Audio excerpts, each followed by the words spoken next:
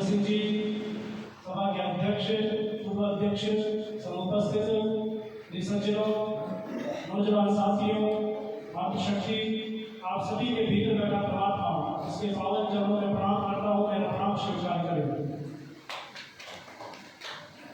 हम सभी एक संकल्प को लेकर के चले हैं। संकल्प की आवाज कितनी मजबूत होगी और कितनी गहरी होगी बंधुओं, ये समय के साथ धीरे धीरे आपको देखने को मिलेगा।